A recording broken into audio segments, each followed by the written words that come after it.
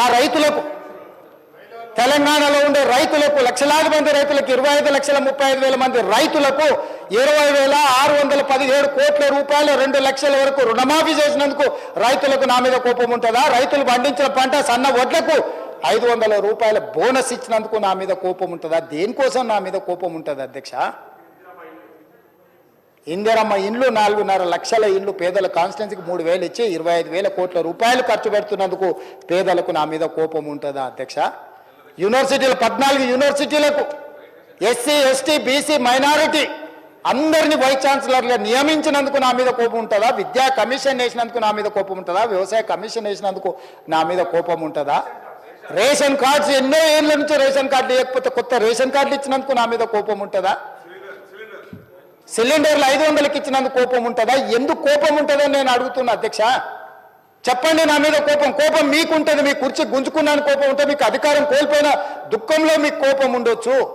నిన్న మొన్న సోషల్ మీడియాలో భూభారతి మీరు ధరణి పేరు మీద వేల లక్షల ఎకరాలు కొల్లగొట్టినందుకు, ప్రక్షాళన చేసి భూభారతి తెచ్చినందుకు, పేదల భూములు పేదలకు ఇవ్వాలన్నందుకు నా మీద కోపం ఉంటుంది. దేనికి నా మీద కోపం ఉంటుంది అధ్యక్ష? పెయిడ్ ఆర్టిస్టులను తెచ్చి పార్టీ ఆఫీసులో పెట్టి వాటిని రికార్డ్ చేసి సోషల్ మీడియాలో పెడితే, వాళ్ళ మీద పోలీసులు కేసు కడితే మీకు దుఃఖం వస్తుంది. అసలు ఈ భాష ఆ సోషల్ మీడియాలో పెట్టినట్టు ఒకసారి చూడండి అధ్యక్ష.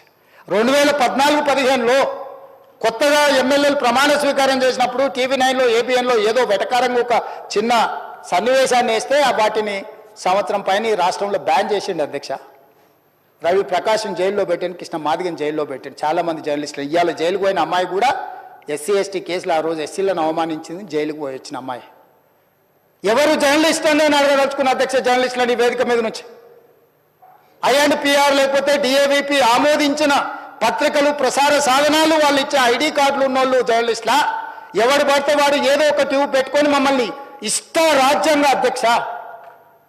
ప్రజా జీవితంలో ఉన్నాం కాబట్టి నిజంగా ఓపిక పడుతున్నాం అధ్యక్ష. రక్తం మరుగుతుంది. ఏంది భాష అది అధ్యక్ష? కుటుంబ సభ్యులను అంతేసి మాటలు అంటుంటే అసలు మీరు మనుషులా అని నేను వాళ్ళని అడగదలుచుకున్నా అధ్యక్ష. మీకు భార్య బిడ్డలు లేరా? తల్లిదండ్రులు లేరా?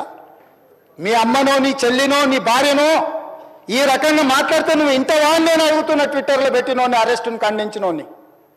నా భార్య నా బిడ్డను తిడితే నాకు నొప్పి అవుతుంది, కానీ నీకు ఒక ఆడపిల్లను అవమానిస్తుంటే నీకు నొప్పి కాదా? ఏ సంస్కృతిలో ఉన్నారని నేను అడుగుతున్నా అధ్యక్ష. తోడుకలు తీస్తే అధ్యక్ష, ముఖ్యమంత్రిగా చెప్తున్న ఒక్కనొక్కని బట్టలు పదేసి రోడ్డు మీద తిప్పిస్తా అధ్యక్ష. రాజకీయాల ప్రజా జీవితంలో ఉన్నది మేము. విమర్శించండి, విశ్లేషించండి, మా గురించి మాట్లాడండి. ఆడబిడ్డల గురించి, ఇంట్లో ఉన్న ఆడోళ్ళ గురించి మాట్లాడే సంస్కృతి ఎక్కడి నుంచి వచ్చింది అధ్యక్ష? తెలంగాణ సమాజం ఇదేనా? రజాకర్లకు, నిజాంలకు, భూస్వాములకు, పెత్తందారులకు వ్యతిరేకంగా పోరాటం చేసిన స్ఫూర్తి ఓ రామ్జీవ్ గోండ్, కొమరం భీమ్, ఓ చాకలి ఐలమ్మ, ఈ ప్రాంతంలో దొడ్డి కొమరయ్య, ఓ సర్దార్ సర్వాయి పాపన్న గౌడు ప్రాతినిధ్యం వహించిన ప్రాంతం ఇది అధ్యక్ష. ఇది ఒక చైతన్యమైన ప్రాంతం. ఈ చైతన్యమైన ప్రాంతంలో ఎదిరించి నిలబడ్డాడు మునగాడు. ఆధిపత్యాలకు వ్యతిరేకంగా నిలబడి కొట్లాడిన గడ్డ ఇది. ఈ సంస్కృతిని మొత్తం సర్వనాశనం చేసి ఒక విష సంస్కృతిని నోటికొచ్చింది మాట్లాడి వాటిని పోస్టు చేయించి ఏం పైశాచిక ఆనందం అని నేను అడుగుతున్నా అధ్యక్ష.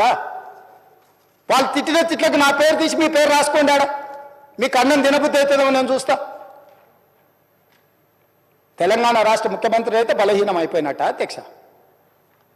అట్లా అనుకుంటుర్రా? ఓపిక పట్టిన అధ్యక్ష, నేను మర్యాదకుంటున్నా. మీకు ఎంతమంది ఉన్నారో తెలియదు. నాకు చికాకు వచ్చిందని తెలిస్తే లక్షలాది మంది పిల్లలు రోడ్డు మీదకి వచ్చి బట్టలిప్ప తీసుకొడతారు అధ్యక్ష ఒక్కడినొక్కడిని. నేను వద్దంటున్నా కాబట్టి, చట్టాన్ని గౌరవిస్తా కాబట్టి, చట్టాల పట్ల, శాసనాల పట్ల, ఈ భారత రాజ్యాంగం పట్ల మాకు సంపూర్ణమైన విశ్వాసం, నమ్మకం ఉంది కాబట్టి ఏమనుకుంటూ ఊరుకుంటున్నాం అధ్యక్ష. అది మా చేతగాని తనం కాదు. చంద్రశేఖరరావు గారు నీ పిల్లలకు చెప్పు, ఇది మంచిది కాదు, నువ్వు అనుకుంటున్నావేమో ఇట్లా ఏదో చేస్తే మానసికంగా కుంగదీసి దెబ్బతీసి రాజకీయంగా ప్రయోజనం పొందుదామని నువ్వేమైనా కలలుగా అంటే నువ్వు అనుకుంటున్నావేమో. అట్లా కుదరదు చంద్రశేఖరరావు.